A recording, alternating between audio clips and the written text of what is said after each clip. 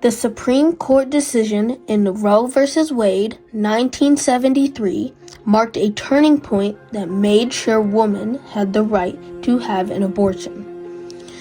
This decision emphasized the struggle between individual freedom and government regulation that set a precedent in American history. It also sparked a long-lasting debate about the balance between personal rights and state interests. In the early 1900s, most states in the U.S. made abortion illegal. People believed it was very dangerous for women and could even put their lives at risk. Doctors at the time thought that getting an abortion would cause serious health problems. Back then, there wasn't a good understanding of women's health or the rights to make choices about their own bodies. Because of this, laws were created that reflected these beliefs, and many women had to resort to unsafe and illegal procedures to make their own choices.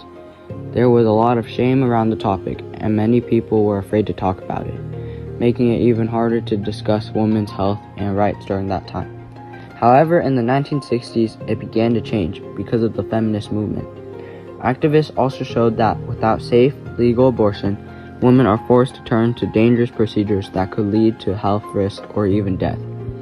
This became more impacted as people started speaking out about women's health and their rights to make choices for their pregnancy.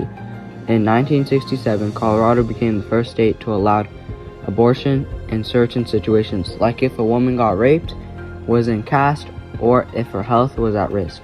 This act sparked a national debate, and other states began to rethink their abortion laws and the rights of women during pregnancy. In 1970, 22-year-old Norma McCorvey became important in the fight for women's rights to choose what happens with their bodies. At the time, she was pregnant and didn't know how to handle it, but the laws in Texas made it hard to get an abortion. To keep her real name a secret, while she took legal action against the state, she picked up the name Jane Roe. Her case eventually went to the U.S. Supreme Court, which made a huge ruling called Roe v. Wade.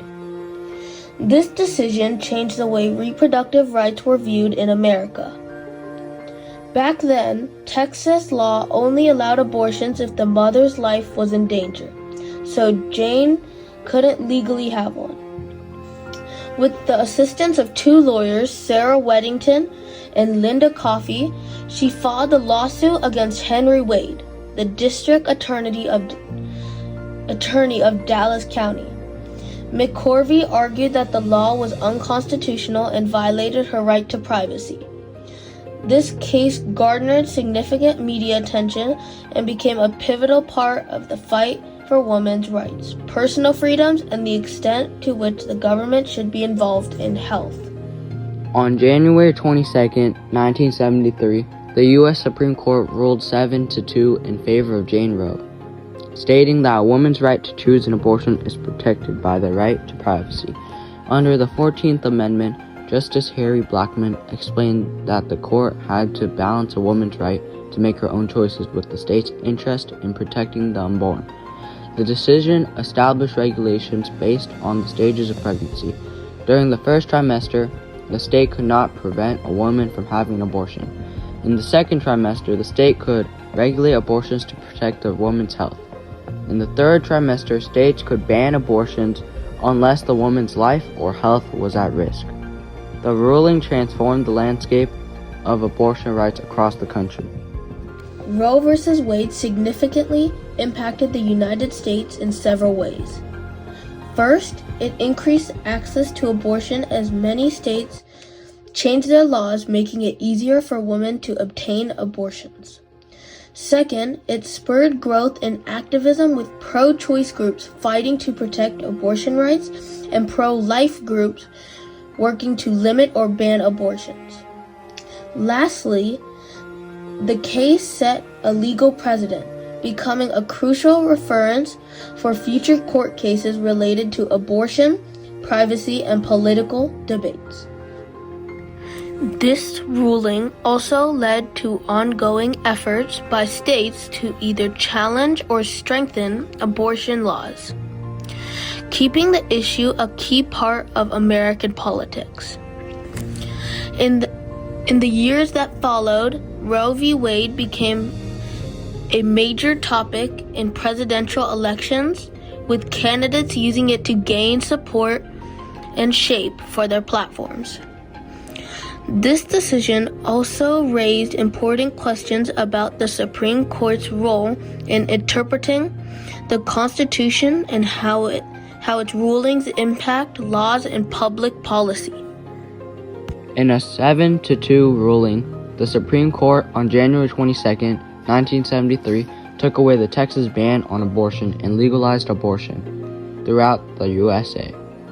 Harry Blackmun wrote that a woman's right to choose an abortion was within the right to privacy protected by the 14th Amendment.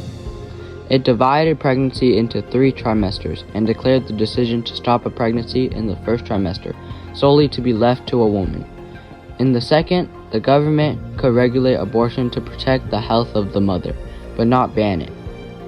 In the third trimester, a state could stop an abortion to save the fetus, which means that the fetus is capable of surviving outside the womb, usually after a certain stage of development, except to preserve the life or health of a woman. The court emphasized that the state has interest in regulating abortions to protect both the health of the mother and potential life of the fetus.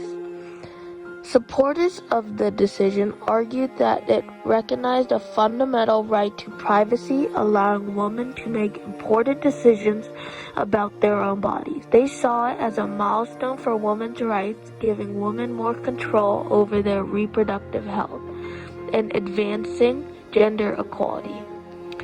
Critics, however, believed that the decision overstepped the court's role, arguing that abortion should be decided by individual states, not by the federal government. They also pointed out that the Constitution does not explicitly mention abortion, making the ruling legally controversial. Some felt that the court should not create new rights that are not clearly written in the Constitution. As a result, the decision sparked an ongoing debate about the balance of powers between the states, the federal government, and individual rights.